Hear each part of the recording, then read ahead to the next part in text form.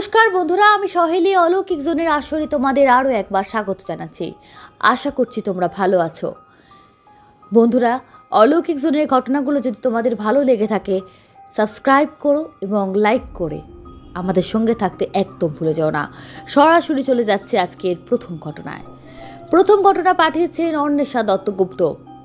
উনি কলকাতার নাকতলা থেকে ঘটনা লিখে পাঠিয়েছেন।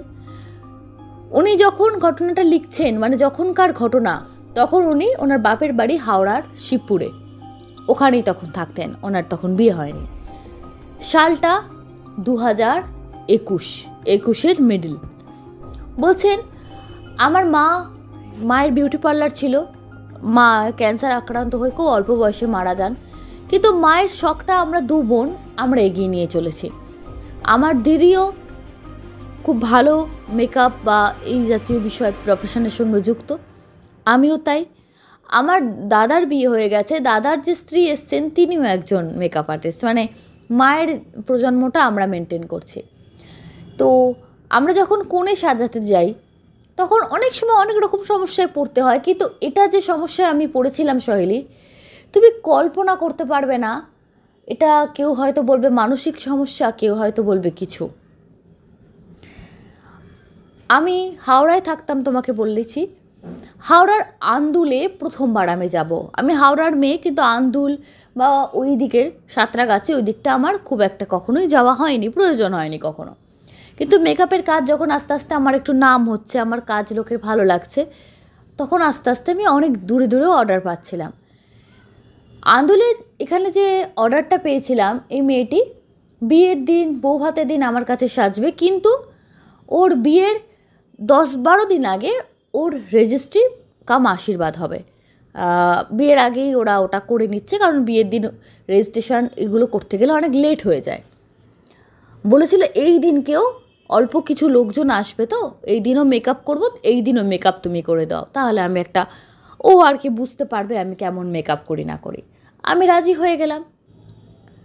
সময়টা ছিল অক্টোবরের একেবারে শেষা, তারপর নভেম্বরেই মেয়েটির বিয়ে। আর মানে একদম নভেম্বর স্টার্ট হবে আর ওর বিয়ে, এরকম একটা খুব। আর এটা অক্টোবরের এন্ডে ও যাচ্ছে ওর রেজিস্ট্রেশনের দিন মেকআপ করতে। তো যাবার সময় একটা অদ্ভুত ঘটনা। ও যখন হাওড়া থেকে আন্দুলে গেল, আন্দুল স্টেশনে নেমেছে। মেয়েটি বলেছিল তুমি আন্দুল স্টেশন অবধি চলে আসবে, আমার ভাই যাবে, ওকে একটা ডিরেকশন দেবে, ভাই যাবে তোমাকে গিয়ে নিয়ে আসবে। এবার ভাইটি অল্প বয়সী ছেলে, ও যখন আন্দোল আসবো তখন থেকে কিন্তু ফোন করছে, আর ভাইটার ফোনটা ক্রমাগত এঙ্গেজ। মেয়েটিকে ফোন করছে, মেয়েটির ফোন রিং হচ্ছে কিন্তু ধরছে না।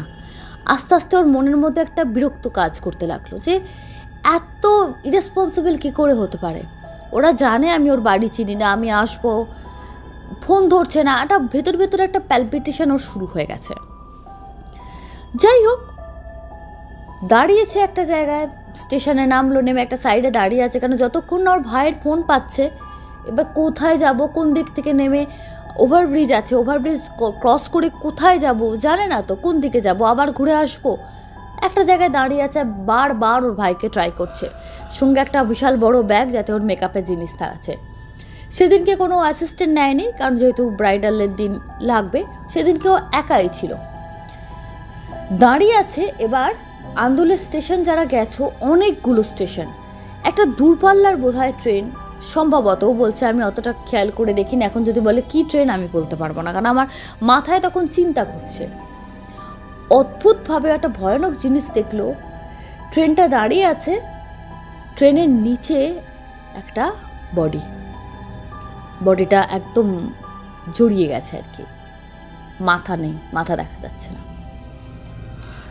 বলছে কি যে মারাত্মক ভয় লাগলো, মানে দেখে আটকে উঠেছি। এবং যার বডি মনে হয় একজন লোক হবে, কেন গায়ে চেক মানে জামা, প্যান্ট ওগুলো গুটিয়ে গেছে, বোঝা যাচ্ছে না, কিন্তু যতটুকু দেখে মনে হচ্ছে হাতটা দেখা যাচ্ছে, একটা হাত দেখা যাচ্ছে। বেশি বয়স না, আর কিছু মানে তাকাতে পারলো না, মুখটা ঘুরিয়ে নিল, ভয়ানক লাগছে। মনে হচ্ছে রেলের কর্মচারী বা যারা যারা আসবে তারা হয়তো আস্তে আস্তে আসবে, হয়তো সঙ্গে সঙ্গে হয়তো কিছুক্ষণ আগে ঘটনাটা ঘটেছে, বেশিক্ষণ হয়নি।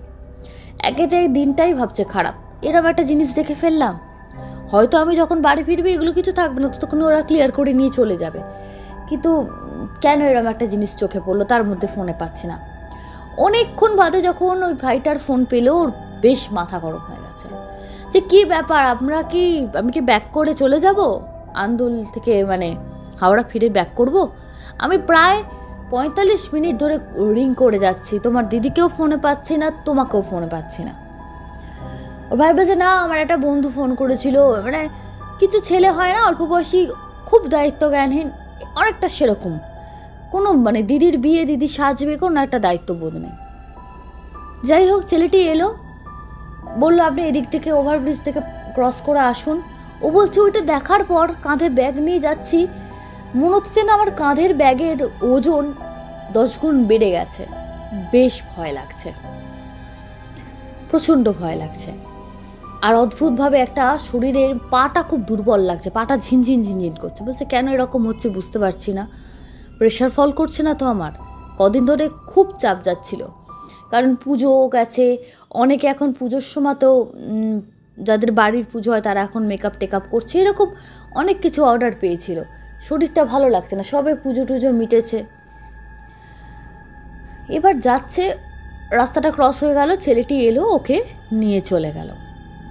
ছেলেটির সঙ্গে যেতে যেতে ও আর কোনো ছেলেটি ওকে একটা রিক্সা ঠিক করে দিল, ছেলেটির সামনে সাইকেল করে যাচ্ছে, রিক্সা থেকে ওদের বাড়ির সামনে নামলো।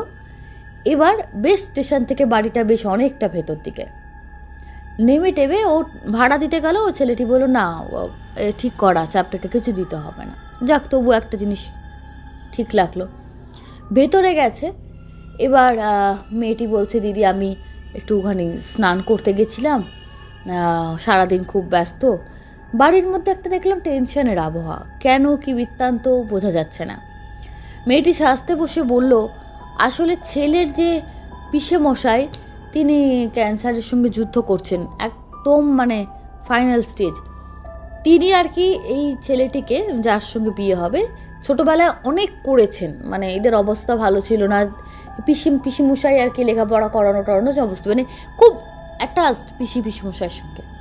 তো ওরা ভেবেছিল বিয়েটা এখন পোস্টপন করবে, পরে হবে, কিন্তু পিসিমশাই মানে দেখে যেতে চাইছে, যার জন্য নভেম্বরের একদম প্রথম যে বিয়ের তারিখটা, অঘ্রাণ মাস পড়ে, তাতেই ওর বিয়ে হচ্ছে আর কি, পরের ডেটটা না, প্রথম ডেটেই বিয়ে।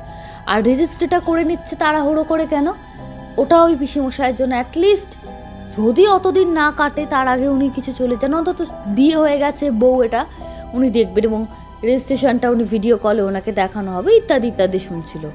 তো দেখছি প্রত্যেকটাই খারাপ খবর, এবং মেয়েটির কাছে বারবার ফোন আসছে। প্রথমে যে রাগটা হচ্ছিল, পরে আর ওদের প্রতি রাগ হলো না, নিজেকেই ছোট ভাবছিলেন উনি, যে আমি না জেনে শুনে কত আমরা মানুষের সম্পর্কে ভেবে নিই, দায়িত্ব জ্ঞানহীন, কত কিছু বলেছি, সত্যি তো কোনো পরিবার কিসের সঙ্গে লড়াই করছে আমরা খবরই রাখি না। ছেলের পরিবার মেয়ের পরিবার বিবাহ সূত্রে আবদ্ধ হচ্ছে, মানে তো এখন একটাই পরিবার, ওদের টেনশনটা এদের দিকেও এসে গেছে। এবার মেয়েটির মা যখন সাজানো হচ্ছে, মেয়েটির মা এসে বসে গল্প করছে, কাকিমা খুব ভালো মানুষ, কিছু খাবার দিলেন, বললো কাকিমা আমি এত কিছু খাবো না। মেয়েটির মাও বেশ চিন্তার ছাপ, বলছে যখন না বিয়ে তো তাড়াহুড়ো করে ওদের অনুযায়ী আমরা ডেট ঠিক করলাম, কিন্তু আজকেই ওনার যা অবস্থা, মানে আসতে পারবে কি না বোঝা যাচ্ছে না। বলছে সে কি? বলে হ্যাঁ, রেজিস্ট্রেশনের দিন তো আসতে হবে, রেজিস্ট্রারকেও বলা হয়ে গেছে, অন্তত যে কজন সাক্ষী দেবে সে ছেলেটিকে নিয়ে আসতে হবে। ছেলেটি পিসিমশাইয়ের কাছেই মানুষ হয়েছে, কারণ ছেলেটির বাবা ছোটোবেলায় মারা গেছে, পিসিমশাই মানুষ করেছে, বড় করেছে, সমস্ত দায় দায়িত্ব তারা পালন করেছে। তো পিসিমশাই এরকম অবস্থায় মানে মনটা ভীষণ খারাপ লাগছিল। তারপর কোনো রকমের রেডি ওকে করিয়ে দেওয়া হলো। ও বললো আর বেশি মেকআপ করবো না, একদম মিনিমাল মেকআপ, যা যতটুকু না করলে না। বলছে আমারও খারাপ লাগলো, যেটুকু ও মেকআপ করলো সেটাও নিজেই করে নিতে পারতো, কিন্তু আমাকে ডেকে মেকআপ করছে, অথচ মেয়েটি টাকা দিতে গেল। আমি বললাম আমি আজকে নিতে পারবো না, তোমার বিয়েটা হোক, বিয়ের দিন তোমাকে সাজানোর পর একেবারে সাজিয়ে আমি একবারে টাকা নেবো, কারণ তোমাদের মানসিক পরিস্থিতিতে হাত পেতে টাকা নিতে ইচ্ছা করছে না, কিছু অ্যাডভান্স পেমেন্টটা তুমি আমাকে করিয়ে রেখেছো, এখন থাক। উনি এবার বললেন এবার আসি, বলে হ্যাঁ ওরা আসবে, আসার সময় হয়ে গেছে। বলে আচ্ছা ঠিক আছে। ওরা গাড়িতে আসছে ছেলের বাড়ির লোকেরা, মানে রেজিস্ট্রেশনের জন্য, প্লাস মেয়েকে আশীর্বাদও করে দিয়ে যাবে। বলছে হয়ে গেল। এবার আমাকে বললাম, আমি বললাম রিক্সা করে, একটা রিক্সা ঠিক করা ছিল, স্টেশনে দিয়ে আসবে, তারপর ওখান থেকে হাওড়া যাওয়াটা কোনো ব্যাপার না, ট্রেন ধরে আমি চলে যাব। বেরিয়ে এসে স্টেশনে একটু বসে ওয়েট করছি। এবার অদ্ভুতভাবে স্টেশনটা কেমন একটু ফাঁকা ফাঁকা। এখন অনেকে বলতে পারে সন্ধেবেলা স্টেশন ফাঁকা ফাঁকা কেন, জানি না, হয়তো ওরকম একটা অ্যাক্সিডেন্ট হয়ে গেছে বলে ফাঁকা ফাঁকা কিনা কে জানি। সেদিনটা ছিল আবার রবিবারে অফিস প্যাসেঞ্জার কমই থাকে, তবু লোকজন নেই বললে মিথ্যে কথা বলা হবে। বাট একটা ব্যস্ততম স্টেশন যেরকম সন্ধ্যের বা রাতের 8টা সাড়ে 8টা স্টেশনের যে আবহাওয়াটা থাকে সেটা না, বেশ ফাঁকা। আর হয়তো রোববার বলে তাই, আবার শুনেছে ও রোববারে নাকি ট্রেনও কম থাকে। ওরকম একটা অ্যাক্সিডেন্ট হয়েছে, অ্যাক্সিডেন্টের কথাটা কিছুক্ষণ আগে মাথা থেকে বেরিয়ে গেছিলো যতক্ষণ মেয়েটির এইসব শুনছিল, কিন্তু এখন আবার কথাটা মাথায় এলো যে ওই জন্য বোধহয় লোকজন কম। এরকম নানানবিধ জিনিসপত্র সে ভাবছে, হঠাৎ দেখছে পায়ের কাছে একটা নারকলের মালা বা কিছু গড়িয়ে দিলে যেমন একটা, বা বল জাতীয়, বল তো একটু মানে একটু শক্ত টাইপের কিছু গড়িয়ে দিলে যেমন টক টক করে একটা আওয়াজ হয় না, সেরকম একটা যেন মনে হলো ওর পায়ের পাশ যেটা কি গড়াতে স্টেশনের ওখানে, মানে প্ল্যাটফর্ম থেকে পেরিয়ে একদম লাইনের ওপর গিয়ে পড়লো। হঠাৎ এরকম হয়েছে বলে উড়ি বাবারে কিরে বলে একটুখানি ও চমকে গেছে। তারপর এদিক ওদিক দিয়ে দেখলো মানে না, ও এমনি কিছু হবে। অনেক সময় অনেকে হয় না, কেউ ডাব ফাপ খেয়ে হয়তো গড়িয়ে দিয়েছে বা কিছু হতে পারে, কিছু লোকের তো সেন্স কম থাকে, ও ভাবছে ডাব জাতীয় কিছু হবে, কেন যেরকম শক্ত টাইপের জিনিস গড়াতে গেল, ও ডাব ছাড়া আর কিছু হবে না। এরকম বসে আছে, মোবাইলটা নিয়ে নাড়াচাড়া করছে, ওই মেয়েটির ফোন এলো। মেয়েটি বলছে যে ছেলেটির যে পিসেমশাই সারাদিন যুদ্ধ করছিলেন মৃত্যুর সঙ্গে, এই মারা গেলেন। ওরা আশীর্বাদ বা রেজিস্ট্রেশন এখন হচ্ছে না, ক্যান্সেল, ওরা মাঝ রাস্তা থেকে ব্যাক করছে আর কি। প্রচণ্ড শুনে মনটা খারাপ হয়ে গেল। আমি একজন ক্লায়েন্টকে সাজিয়ে দিয়ে আসলাম, কত সেজেগুজে খুশি হয়ে বসেছিলেন, পিসেমশাই মারা গেলেন। আর এরকম সিচুয়েশনের মধ্যে বিয়ের ঠিকই বা করার দরকার কি, এরকম তো ভাবছিলাম। কিন্তু এত খারাপ লাগলো, মেয়েটা কাঁদছে, পাশ থেকে ওর মাও কিছু কথাবার্তা বলছে। আমি বললাম চিন্তা করো না, সব মিটে যাক। তাহলে উনি যখন মারা গেলেন, এবার ওনার সব কিছু মিটে গেলে, ও বললো দিদি তাহলে তো বিয়েটাও ক্যান্সেল হয়ে গেল, কারণ ছেলে যা একটা বছর আর আমার হয়তো নভেম্বরে আমাদের কার্ড ছাপানো, লোক নেমন্তন্ন সমস্ত হয়ে গেছে, আমার বাবার অনেক ক্ষতি হয়ে গেল, লজ বুক করা যাবতীয় কিছু কিছু জিনিসের না, মানে মানুষকে সান্ত্বনা দেওয়ার ভাষা থাকে না। মনটা প্রচণ্ড খারাপ হয়ে গেছিল, তবুও কিছু কথা বলে রেখে দিলাম। তারপর মেয়েটা কয়েকটা ছবি আমাকে পাঠিয়েছিল, যেহেতু আমরা ছবি নিই ক্লায়েন্টের কাছ থেকে। ও বললো আমি এবার মেকআপ ধুতে যাচ্ছি। এটা শুনে আরও খারাপ লাগলো।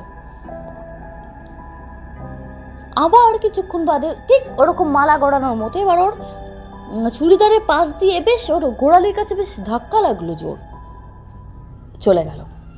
আমি যে অদ্ভুত ব্যাপার, তো কি বারবার গড়িয়ে যাচ্ছে, যে ইঁদুর টিঁদুর বা বড় যে ছুঁচো স্টেশন চত্বরে থাকে বা নেউল এরকম কিছু না তো, কিন্তু ওদের গা তো নরম হবে, শক্ত কেন হবে? দেখছে মানে একটা যে নারকলের মালার মতো একটা গড়িয়ে যেন কি যেন ওই দিক থেকে গড়িয়ে দিচ্ছে, পায়ে লাগছে, ওদিকে ছিটকে গিয়ে ট্রেন লাইনে গিয়ে পড়ছে। এটা দুবার হলো। এবার ওর মনে হচ্ছে কোনো একা মেয়ে দেখে কোনো ছেলে বদমাইশি হয়তো করছে, কারণ ওই যে বলেছে প্রথমেই রবিবার একদম যখন এসেছিল তখন যেটুকু লোক সমাগম ছিল, এখন যেন একদম লোক কম, মনে হচ্ছে ট্রেন দেরি আছে। আর ট্রেনের আসার টাইম হয়ে গেলে হয়তো আরও কিছু লোক জড়ো হবে, কিন্তু বিরক্ত লাগছে। কিন্তু ওর পাটা বেশ জ্বালা করছে। এবারও পায়ে একটা পামসু মতো ছিল, জুতোটা খুলে পায়ের দিকে তাকিয়েছে, দেখছে না ওর পায়ে রক্ত লেগে আছে। যে এত জোরে ধাক্কা লাগলো, যে আমার পায়ে রক্ত, কিন্তু পায়ে রক্ত বেরোলে পায়ে কেটে গেলে জ্বালা করবে, জ্বালা করছে না তো। কিন্তু যাই হোক, নিজের পায়ে রক্ত দেখে ওর মাথাটা বেশ গরম হয়ে গেল। ও উঠে এদিক ওদিক তাকিয়ে কিছুক্ষণ একটু এগিয়ে গিয়ে দেখছে একটা নন বেঙ্গলি মহিলা, তার স্বামী একটা বাচ্চা নিয়ে বসে আছে একটা সাইডে। ওখানে গিয়ে বললো যে কেউ ডাক খেয়ে গড়িয়ে দিচ্ছে দেখলেন। এরা এতটাই মানে দেহাতি, হয়তো বাংলা ভাষা বুঝতে পারছে না। বারবার বলাতে হাজব্যান্ড একটু বুঝতে পারলো, বলে না আমরা তো কেউ কিছু করিনি। দেখে মনে হলো এরা একদম ঘরোয়া লোক, ইয়ার্কি মারার মতো লোক না, নিজের মতো ওরা বসে আছে, স্টেশন এরিয়াতেই বসে আছে, মাটিতেই বাবু হয়ে আর কি, মানে কী বলবো, অদ্ভুত টাইপের লাগলো। হাতের লাগেজগুলো দেখে মনে হচ্ছে বেশ অনেক দূরে কোথাও যাচ্ছে, দেখলো না।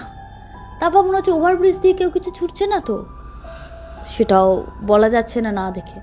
পাটা বেশ ব্যথা করছে, পাটা এবার চিনচিন করছে। যাই হোক, ওর কাছে কিছু টিস্যু ছিল, সেটা বার করলে রক্তটা মুছলো। রক্তটা মুছতে গিয়ে দেখলো রক্তটা বেশ চ্যাট করছে, কালো হয়ে আছে। টর্চের লাইট ফেললো, ওখানে লাইট কম ছিল, দেখলো এক্ষুনি কেটে গেলে এত কালো জমাট রক্ত কি করে হয়। তারপর যে মুছে ফেলার পর অদ্ভুত, ওর পায়ে কিন্তু এমনি চোট লাগতে পারে, পা কেটে যায়নি, পা একদম পরিষ্কার। এবার ওর বেশ ভয় লাগলো, কে কি ছুঁড়লো রে বাবা, যে পায়ের মধ্যে রক্ত লেগে গেল। উল্টোপাল্টা কিছু না তো, স্টেশনে আবার উল্টোপাল্টা কোনো কিছু নয় তো, এরকম বেশ ভয় লাগছে।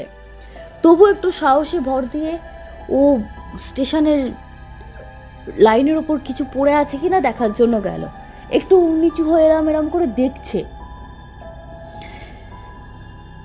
কিছু একটা কালো মতো উল্টোনো পড়ে আছে, কিন্তু স্টেশনের মানে লাইনের একদম সাইডে দেখতে পেয়েছো, কিন্তু কি ওটা বোঝা যাচ্ছে না, কিছু একটা পড়ে আছে। এত নিচু হয়ে দেখছি, লাইটটাও জ্বালছে, বোঝা যাচ্ছে না কিছু একটা। একটু ভালো করে আর একটু বেশ নিচু হয়েছে, অতটা নিচু হয়ে দেখতে গেলে ও নিজেও পড়ে যেতে পারে। দেখলো মাথায় চুলের মতো মানুষের, সেখানে লাল লাল ভাব। ওইটুকু দেখে ওরার হয়ে গেছে, দৌড়ে এসে এতে বসে পড়েছে। ওর এই দৌড়ে এসে বসাটা দেখে ওই দিকের ওই যে ভদ্রমহিলা নন বেঙ্গলি যাদের কথা বলছিলাম, তিনি আর তার হাজব্যান্ড তো ওখানে অনেকক্ষণ বসেছিলেন। ওদের বসার স্টাইলটা আমি হয়তো বোঝাতে পারছি না, একটু পাটা ভাঁজ করে স্টেশনের মাটিতেই বসেছিল, কোনো চেয়ার টেয়ারে না। ওরা উঠে কা হুয়া করে ভদ্রমহিলা জিজ্ঞেস করছেন। ও বলছে না এরকম একটা কি পড়ে আছে। তো ওরাও ভদ্রলোক আবার গিয়ে আলো দিয়ে দেখলো, বলে কিছু নেই মানে কিছু নেই, আপনি ভুল কিছু দেখেছেন। বলে না আমি দেখলাম। ও এবার গিয়ে টর্চ ফেলে দেখলো যে না সত্যি এবার আর কিছু নেই। যাই হোক, ওরা আসলে কোথাও যাচ্ছিল না, ওদেরকেও নিতে এসেছিল। কিছুক্ষণ বাদে দেখলো আর একটা কেউ এলো, এসে ওদেরকে নিয়ে চলে গেল। তার মানে ওরাও এখানে নতুন, মানে আমরা ভেবেছিলাম, মানে ও ভাবছিল কি হয়তো ওদেরকেও মানে ওরা কোনো ট্রেনে করে কোথাও যাবে, কিন্তু না, ওরা এসেছিল ট্রেন থেকে নেমে ওখানে বসেছিল, এবার যারা নিয়ে যাওয়ার ওদেরকে নিয়ে যাচ্ছে। তবু ওরা ছিল দুটো একটা কথা বলছিল। চলে যাওয়ার পর না আরও মনটা ভারাক্রান্ত হয়ে গেল, আর ভয়টা যেন আরও চেপে ধরছে। দু একটা অল্প বয়সী ছেলে এদিক ওদিক ঘুরে বেড়াচ্ছে কানে ফোন নিয়ে, কিন্তু মনের সাহসটা আবার সেই শক্তিটা আসছে না। যাই হোক, কিছুক্ষণ পরে ট্রেনের অ্যানাউন্সমেন্ট হলো, ট্রেন চলেও এলো। ট্রেনে চেপে বসে আছে, আর বসতে জায়গাও পেয়ে গেল। কিন্তু অদ্ভুত ব্যাপার, ট্রেনে যেই ও উঠেছে, ট্রেন থেকে বাইরে জানলা দিয়ে অন্ধকারে দেখতে আসছে, দেখছে স্টেশনে মানে লাইনের ওপর একটা কাটা মুন্ডু ড্রপ খেতে যাচ্ছে। বোঝাই যাচ্ছে ওটা মানুষের মাথা। বলছে আমি তাকাতে পারছি না, ট্রেনে বসে আমার ওখানে বমি হয়ে গেল, যা কোনো দিন হয়নি। পাশাপাশি লোকেরা একটু সরে গিয়ে বসলো। দু একজন বলছে বাইরে গিয়ে দরজার সামনে গিয়ে করতে পারতেন, যে যার মতো জ্ঞান দিচ্ছে, ঘেন্না পাচ্ছে স্বাভাবিক। ও বলছে আমি বুঝতে পারি না, আমার শরীরটা খুব খারাপ লাগছে। কোন রকমে হাওড়ায় নামলো। আজকের দিনটাই সত্যি ওর জন্য খুব খারাপ ছিল। হাওড়া স্টেশনে নেমে এবার ওর চেনা জায়গা, ঠিক হাওড়া স্টেশন মানে সব সময় জনবহুল, মানুষের ভিড়ের মধ্যে একটু যেন ভয়টা কোথাও না কোথাও কাটলো। বাড়ি চলে এসছে। বাড়ি আসার পর ভালো করে একটা শাওয়ার নিয়ে ও শুয়ে আছে। মা বললো এই এরকম অবেলা আর সিজন চেঞ্জের সময় এই সময় কেউ চান করে রাত্রিবেলা? বললো মা আমার শরীর খুব খারাপ লাগছে, আজকে সারাদিন নানা রকম উল্টোপাল্টা ঘটনা ঘটেছে। মা বলছে কি? বলছে আমার বলার ক্ষমতা অবধি নেই। একে তো দাঁড়িয়ে অতক্ষণ স্টেশনে দাঁড়িয়ে থাকা, এত কিছু সহ্য করা, দাঁড়িয়ে দাঁড়িয়ে তাকে সাজিয়েছি, আবার আসা, আবার এসব দেখা আর ভাল লাগছে না। পরে তোমায় কালকে সকালে বলবো, পারলে এক কাপ গরম চা দিয়ে চলে যাও। ঠিক আছে। ওর মা ওকে আর বিরক্ত করলো না। এখানে একটুখানি বলা খুব দরকার, না হলে দর্শকরা ভুল বুঝবে। এই মা কিন্তু ওদের সৎ মা, হ্যাঁ, ওর বাবা দ্বিতীয়বার বিয়ে করেছেন তিনি আর কি। যাই হোক, মা বলেই ডাকেন। আর তিনি খুবই ভালো মানুষ, ওদের খুবই 3 ভাই বোনকে মায়ের অভাব কোনো দিন ফিল করতে দেননি এবং নিজের কোনো সন্তান নেননি ওদেরকে মানুষ করার জন্য। তো মা ঘর থেকে বেরিয়ে চলে গেলেন। কিছুক্ষণ বাদে শুয়ে আছেন, অন্য সময় মোবাইলটা দেখে, মোবাইলটা দেখতেও ইচ্ছা করছে না, মাথাটা বেশ ধরেছে।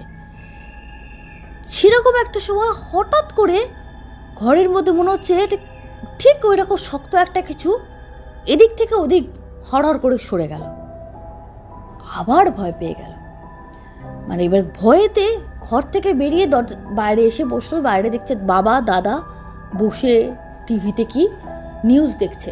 মা একটা সাইডে বসে কিছু সবজি টবজি কেটে রাখছে, কারণ দাদা সকাল সকাল বেরোয়, রান্না করতে হয়, আগের দিন রাত্রে মা কেটে রেখে দেয়। বলছে কি হলো? তখন ও বলল সারাদিন ওর সঙ্গে কি কি হয়েছে পুরো জিনিসটা ও মা বাবাকে বলল। দাদাও শুনলো। দাদা বলছে হুশ করে হেসে টেসে একটা এসব হ্যালুসিনেশন, এসব এসব তাই নানা রকম দাদা জ্ঞান ট্যান দিয়ে দিল আর কি। ওর মা বললো দাঁড়া, হলেও হয়, এরকম হতে পারে, ওইসব দেখা তো ভালো না, তুই এবার গেলে কাউকে অ্যাসিস্ট্যান্ট নিয়ে যাবে, একা সাজাতে যাবার দরকার নেই কাউকে। বললো যেদিন মেয়েটার বিয়ের দিন, বললো আর বিয়ে কি, ও তো আদৌ ওই দিন বিয়ে হবে কি হবে না কেই বা জানে। মা বললেন যে তো পিসেমশাই মারা গেছে, ওদের তো অশৌচ হবে না। বলে না, অশৌচ না, রক্তের সম্পর্ক থেকে মনের সম্পর্ক তো অনেক বড়, এখানে সেরকমই একটা ঘটনা। বললাম তাহলে আর কি করা যাবে। তারপর রাত্রিবেলা যখন প্রায় রাত্রি 11টা সাড়ে 11টা বাজে, ওর বাবা দাদা খুব লেট করে খেতে বসে, কারণ ওরা ওই টিভিতে যাবতীয় এটা ওটা সেটা দেখে। ওরা সবাই বসেছে, ওর খাবার ইচ্ছে ছিল না, ও এমনি কথা বলবে বলে বসে, কেন একা একা ঘরে যেতে কেমন যেন ভয় করছে। ও মাকে বলেছে তুমি আজকে আমার ঘরে শুও, মা রাজি হয়ে গেছে। দাদা বলছে যে 2-4টে লাঠি টাঠি নিয়ে শুস, রাত্রিবেলা আবার কাটা মুন্ডু যদি অ্যাটাক করে, এরকম দাদা মজা করছে। মা বললো দুপুরে সে আজে বাজে কথা বলার দরকার নেই, ঘরের মধ্যে ইঁদুর হয়েছে তো, ঘরে ইঁদুর টিঁদুর দেখে ভয় পেয়েছে। খেতে বসেছে, ওরা খাচ্ছে ডাইনিং টেবিলে বসে, আর তার পাশেই একটা ছোট ঘর, সেই ঘরের মধ্যে একটা ফ্রিজ আছে, একটা ছোট্ট তক্তপোষ মতো আছে, টুকটাক জিনিস ফিনিস রাখা থাকে, আর খুব সামান্য একটা মানুষের ঘরোয়া জিনিসপত্র। সেখানে ওরা দেখলো ঘরে একটা ছোট লাইট জ্বলছে, একটা ঠিক শক্ত ওই যে বললাম নারকলের ডাবের খোলা বা নারকলের এরকম টাইপের জিনিস এদিক থেকে হড়হড় করে গড়িয়ে চলে গেল। প্রত্যেকে দেখেছে, মা বাবা দাদা প্রত্যেকে দেখেছে। এইটা দেখে এবার ওর বাবা উঠে একদম টর্চ লাইট টাইট ঘরে জ্বালালো, তার মধ্যে টর্চ নিয়েছে, কেন খাটের তলাটা টর্চ না হলে দেখতে পাবে না। দেখছে কিছু নেই, ফাঁকা, কিন্তু কিছু রক্তের দাগ। সেদিন ওই দাদা জয় হাসছিল অতক্ষণ, তিনি স্তব্ধ হয়ে গেলেন, কেউ কিছু করলেন না। পরের দিন ওরা যোগাযোগ করলেন ওদের বাড়ির পুরোহিতের সঙ্গে। তিনি সব শুনে বললেন আমি তো এসব কাজ কখনো করিনি, আমি জানি না, তবে ধূপ ধুনো দাও, এসব করো, আর একটা জায়গার সন্ধান দিলেন, ওখানে যাও। ওখানে গিয়ে একটু মেয়েটিকে ঝাড়িয়ে টাড়িয়ে দেওয়া হলো, বাড়িতে একটু তারা এসে জল পোড়া দিয়ে গেলেন, একটা ও নাম বলেনি আমাকে, তারা এইসব ঝাড়ফুঁক করে আর কি। বললেন তাদের বক্তব্য যে যাদের রাশ খুব হালকা হয় না, আর যখন কোনো ব্যক্তি এরম হঠাৎ করে সাডেন ডেথ হয়, এখন বলতে পারে সবাই প্ল্যাটফর্মে তো অত লোক যাচ্ছে, ওরই বা ওরকম হবে কেন, কিছুটা মনস্তাত্ত্বিক, কিছুটা হচ্ছে রাশ হালকা, চলতি ভাষায় বলি। ওইটা দেখছে কারণ ও ব্যাপারটা না ভেতরে নিয়ে নিয়েছিল। আমরা যখন কোনো কিছুকে মানে অ্যাট্রাক্ট করি, সেই জিনিসটাও কিন্তু আমাদেরকে আকর্ষণ করছে। তো যিনি সদ্য মারা গেছেন তার এটা কোনোভাবে তার ওপর একটা কোনো প্রভাব পড়েছে, যেই কোনো কারণেই হোক। তো বললো ওটা সেই থেকে ওর পেছনে লেগেছে, এবং কোনো কারণে হয়তো ওই যে মেয়েটি যে গেল ওই জায়গায়, ওর পেছন হয়তো ও গেছে, কাটামুন্ডুটা গেছে, মানে কাটামুন্ডুটা মানে ইন দ্য সেন্স বলতে চাইছি আত্মাটা গেছে, আত্মাটা ধাওয়া করতে করতে বাড়ি অবধি এসে, যার জন্য বারবার ও কাটামুন্ডুটা দেখতে পাচ্ছে। তো তারপরে পূর্ণিমাতে বাড়িতে খুব বড় করে সত্যনারায়ণ দেওয়া হয়, নানা রকমভাবে বাড়িতে পুজো অর্চনা সমস্ত কিছু চলে। হনুমান চালিসা পাঠ করতে বলেছিলেন সেই গুরুজি, টানা 21 দিন ধরে সব কিছু করার পর কোনো সমস্যা ছিল না, কিন্তু ওই ভয়টা বহুদিন ধরে ও ক্যারি করেছিল বলে মারাত্মক ভয় পেয়েছিলাম। আমি ওইভাবে দাঁত বার করা ভূত হয়তো দেখিনি, কিন্তু ওই যে ভৌতিক এই যে একটা গড়িয়ে যাবার ওই যে রক্তের দাগ, আমার বাড়ির সবাই দেখেছে খাটের তলায় রক্তের দাগ। সেই রাত্রে পরিষ্কার করার সাহস আমাদের কারোর হয়নি। পরের দিন আমাদের বাড়ির কাজের মেয়েটা এসে ক্লিন করেছে, তার একটু খুব সাহসী ডাকাবুকো, সে বলছে এরভাবে রক্ত আসে কোথা থেকে, যেখানে কোনো কারোর বাড়িতে হাত পা কাটেনি, কিছু হয়নি, এদিকে খাটের তলার মধ্যে কিচ্ছু নেই। খুবই রহস্যজনক আর অদ্ভুত একটা ঘটনা। বর্তমানে ও কলকাতায় থাকে, প্রায় দিন ওর সেই মা এসে ওর কাছে থাকে। বাড়িতে অনেক দিনের এই কথাটা আলোচনা হয়, শ্বশুরবাড়িতেও বলেছে এখন। আর সেই মেয়েটার কি হলো যদি জানতে চাও, সেই মেয়েটার সে বছরে আর বিয়ে হয়নি, পরের বছর বিয়ে হয়েছিল। তবে হ্যাঁ, ওকে আর মেকআপ আর্টিস্ট হিসাবে ডাকেনি, বলে হয়তো মনে হয়েছিল যে আনলাকি এর সাথে এলেও বলে আমার ক্যান্সেল হলো, হতে পারে অনেকের মনে কিছু থাকে, মানে এটা উনি বলছেন যিনি লিখেছেন, এটা আমার কথা না। আবার তাকে আর ডাকেনি, যখন বিয়ে হলো 1 বছর বাদে ওকে মেকআপের জন্য ডাকেনি। এই ছিল ঘটনা। কেমন লাগলো বন্ধুরা? অবশ্যই যদি ভালো লাগে লাইক করতে কিন্তু একদম ভুলে যেও না। আর তোমরা প্লিজ যারা এখনও সাবস্ক্রাইব করোনি, সাবস্ক্রাইব করো, চ্যানেলটাকে এগিয়ে যেতে সাহায্য করো। চলে যাচ্ছে আজকে দ্বিতীয় ঘটনায়। আজকে দ্বিতীয় ঘটনা পাঠিয়েছেন শান্তনু চক্রবর্তী। বলছেন, কিছুদিন আগে বলেছিলাম বারাসাতের গঙ্গাপুর চৌমাথায় বাড়িটায় আমার বন্ধু বাপি ভাড়া থাকে, সে বাড়িতে ওদের থাকতে অসুবিধা হচ্ছে। ভৌতিক অস্তিত্ব সেখানে প্রত্যক্ষভাবে না উপস্থিত থাকলেও পরোক্ষভাবে শক্তিশালীও কম নয়। যেমন অকারণে কলহ বিবাদ আর পিছু ছাড়ছে না। আপনারা অবশ্যই মনে করতে পারেন যে পারিবারিক অশান্তির জন্য ভূত পেতকে বাবা দোষ দেওয়ার কি দরকার, কিন্তু আমি মাঝে মাঝে সেই সব সময় উপস্থিত থেকেছি, কখনো বা বাপির কাছ থেকে শুনেছি। অনেকটাই নিশ্চিত এসব অশান্তি বিবাদ ওই বাড়িতে উপস্থিত অশুভ শক্তির দ্বারাই ঘটে। সব কিছু শুনে দেখে আমার অন্তত তাই মনে হয়েছে। যেমন এর মাঝে একদিন বাপির বউ অকারণে স্বামীর সঙ্গে অশান্তি করে বাপের বাড়ি চলে গেছিল মেয়েকে সঙ্গে নিয়ে। আমার কেন যেন মনে হয় ওনার ওপর ওই বাড়ির পেতনি যেন ভর করে আছে। এটা অবশ্য আমার ব্যক্তিগত অনুভব। এখন বাপিও আমাকে পূর্ণ সমর্থন করে, যদিও বাপি সহজে কোনো ঘটনায় ভূত পেত অশরীরীকে টেনে আনে না, সব কিছুকে যুক্তি দিয়ে বিচার করে। ওর মনোভাব খুবই বাস্তববাদী, সবসময় বাস্তব জগৎ নিয়ে আলোচনা করতেই পছন্দ করে। কোনোদিন ওর মুখ থেকে বিশেষ একটা অবাস্তব জগতের কথা, ভূত প্রেত হোক বা ঈশ্বর হোক, আমি শুনিনি। তবে ওর বউয়ের অনুপস্থিতিতে যখন ওর মন ভালো ছিল না, কাজকর্মেও মন ছিল না, আমি তখন ওর কাছে গিয়ে ওকে সান্ত্বনা দিয়েছি, গল্প গুজব করেছি। তখন আমি এই কথা প্রসঙ্গে জেনেই অবাক হয়েছি যে জীবনে 3-4 বার ভূতের মুখোমুখি হয়েছে। যেমন একবার বেশ কিছু বছর আগে যখন ও রাতের বেলায় বিজয় সংঘের মাঠ দিয়ে ফিরছিল, তখন সেই বাচ্চা মেয়েটিকে খেলতে দেখেছিল।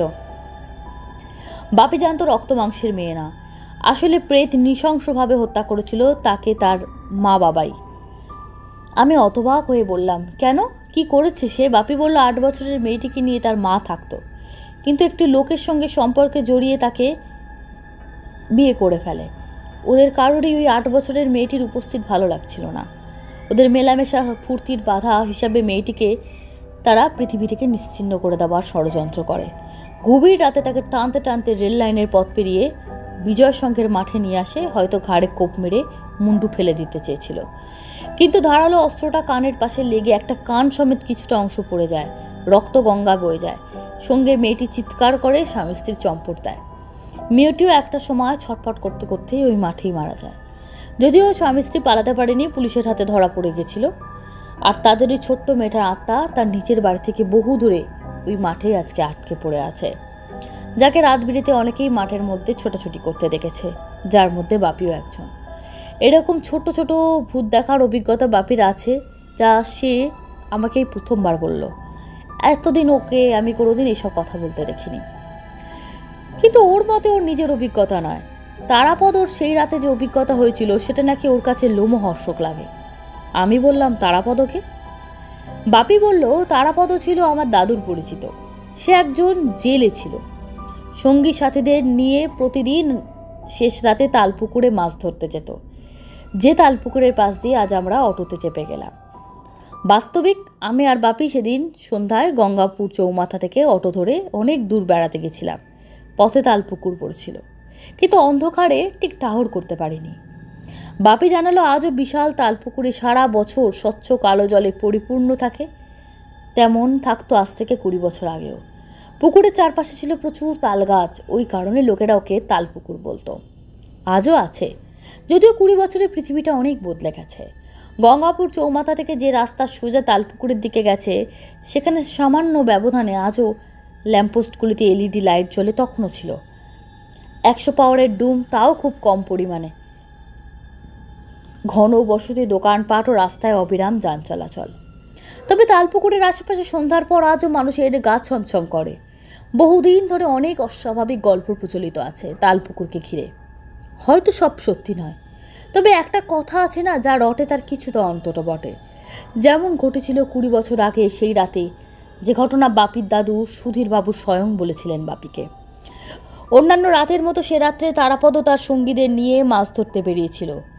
রাত তখন আন্দাজ 3:30। সন্ধ্যা থেকে আকাশ মেঘলা ছিল, এখন তো ঝিরঝির করে বৃষ্টি পড়ছে, সেই সঙ্গে ঠান্ডা হাওয়া। গঙ্গাপুর চৌমাথা পেরিয়ে জাল নিয়ে হনহন করে মেন রোড ধরে হেঁটে চলেছে কয়েকজন জেলে। আকাশ জুড়ে ঘন কালো মেঘ, চারদিকে মিশকালো অন্ধকার। রাস্তার দুপাশে বন বাদার জঙ্গল, আর আলাদা করে চেনার উপায় নেই, সব অন্ধকারে ঢাকা পড়ে গেছে। তবে মাঝে মাঝে অন্ধকার আকাশের বুক চিরে বিদ্যুতের ঝলকে আশপাশের দৃশ্য চকিতে চোখে পড়ছে। শেষ রাতে জনহীন নিঃশব্দ, পথে শুধু শোনা যাচ্ছে ওদের জুতোর শব্দ। তবে মাঝে মাঝে হয়ে ওঠা মেঘের গর্জনে তাও চাপা পড়ে যাচ্ছে। পথ যেন আর শেষ হয় না। রোজই ওরা ওই পথ দিয়ে যায় বটে, কিন্তু আজ ঝমঝমিয়ে বৃষ্টি আসার পরে পৌঁছতে চাইছিল ওরা। কিন্তু ওরা বুঝতে পারলো যে ওদের সঙ্গে আরও কয়েকজন চলেছে।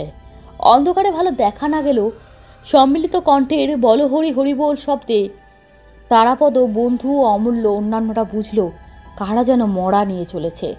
সামনেই তো শ্মশান, আশ্চর্য হওয়ার তো কিছু নেই। কিন্তু তারাপদ আশ্চর্য হয়ে গেল তখন, যখন কেউ তার কানের কাছে ফিসফিস করে ডাকলো, এই তারা। তারাপদ চমকে উঠল। প্রথমে ভাবলো অমূল্য বা অন্য কেউ নাকি, কিন্তু এ তো তার চেনা গলা নয়। তারাপদ বলল, তোরা কেউ ডেকেছিস আমায়? সবাই বলল, কই না তো। কিন্তু আবার সেই ডাক তারাপদর একেবারে কানের কাছে মৃদুভাবে, অথচ স্পষ্ট উচ্চারণে। এই তারা, তারা। না শুনতে কোনো ভুল হচ্ছে না। মৃতদেহ নিয়ে যারা যাচ্ছিল তারা কবেই চলে গেছে। তবে কে তাকে নাম ধরে ডাকে? তারাপদ হেঁটে চলেছে, সামনেই পথে যাতে কবরস্থান পড়ে পার হয়ে গিয়ে চলেছে। সাথে সাথে কানের কাছে এই ডাক একইভাবে চলছে, এই তারা, তারা। তারাপদ অস্থির বোধ করতে লাগে। এত রাতে কে ডাকে? উপস্থিত সকলে বলে, এ আবার কে ডাকবে? আমরা তো শুনতে পাচ্ছি না। তারাপদ ভাবতে থাকে বিষয়টা স্বাভাবিক না, কিন্তু তাকে কে ডেকে চলেছে? সে তাকে চেনে, কিন্তু কে হতে পারে? যে মৃতদেহ তারাপদর পাশ দিয়ে পাশ কাটিয়ে চলে গেছে, সেই দেহটাকে এতদিন যে ব্যক্তি জীবন্ত রেখেছিল, সে কি? কিন্তু কে যে আজ মারা গিয়েছে, তা তো তারাপদ জানে না। সুতরাং বুঝবে কি করে যে মৃত ব্যক্তির পরিচয়? এখনও তালপুকুরের সীমানায় ঢোকেনি। তালপুকুর সম্পর্কে নানা অদ্ভুত কথা রটে। বলে ওই রাস্তাতে ভুতুরে কাণ্ড হয়। তালপুকুরের সীমানায় প্রবেশ করে তারাপদ ও বাকিরা মাছ ধরার জন্য জাল ঠিকঠাক করতে শুরু করলো। কিন্তু তারাপদ আবিষ্কার করলো তার নাম ধরে কেউ আর ডাকছে না, যদিও তার মনে প্রশ্নের ভিড়। সদ্য মারা যাওয়া ব্যক্তির আত্মাকে মৃতদেহের সাথে শ্মশানে যায়। সেই আত্মায় কি পথে তারাপদকে দেখতে পেয়ে পিছু নিয়েছিল? একে নিতান্তই ভালোবাসার টানে, না অন্য কোনো উদ্দেশ্য? কে দেবে জবাব? অবশ্যই এসব নিয়ে ভাবনা চিন্তার আর অবকাশ ছিল না। সে মাছ ধরার জোগাড়ে ব্যস্ত হয়ে পড়ল। যে কোনো মুহূর্তেই মুষলধারে বৃষ্টি নামতে পারে। হঠাৎ ওর মনে হলো যে কেন ওকে টানলো। পাশে তোর বন্ধু অমূল্যই ছিল। তারাপদ বলল, কিরে অমূল্য, টানাটানি করছিস কেন? অমূল্য বলে উঠল, কি হয়েছে বলতো তোর? আজ এইসব বলছিস? কে নাম ধরে ডাকছে, আবার বলছিস আমি তোকে টানছি। আমি তোকে খামোকা টানবো কেন? তারাপদ জানে অমূল্য ইয়ার্কি করার ছেলে না, কিন্তু আবার সেই টান। তারাপদ ঘুরে তাকাতেই চমকে উঠল। বিদ্যুতের আলো এ দেখল কে, একটি দুধের বাচ্চা বসে আছে। আশেপাশে তার জেলের বন্ধুরা ছাড়া আর কেউ নেই। এত রাতে এই দুর্যোগে আবহাওয়ায় তালপুকুরের পাড়ে এতটুকু বাচ্চা কোথা থেকে এলো? বাচ্চাটাকে সে তার দিকে তাকিয়ে হাসতে দেখছে, কিন্তু হাসিটা যেন কেমন, কি অদ্ভুত রকমের সাদা তার মুখ। কিন্তু আশ্চর্য, বাচ্চা ছেলেটা গেল কই? তারাপদ দৃষ্টিতে একইভাবে ওর দিকে ছিল। চোখের সামনে উধাও হলো কিভাবে? আশেপাশে ঘুরে দেখলো তারাপদ, এ কি, বাচ্চাটা তো ওই দূরে দাঁড়িয়ে। আশ্চর্য, ওখানে গেল কখন?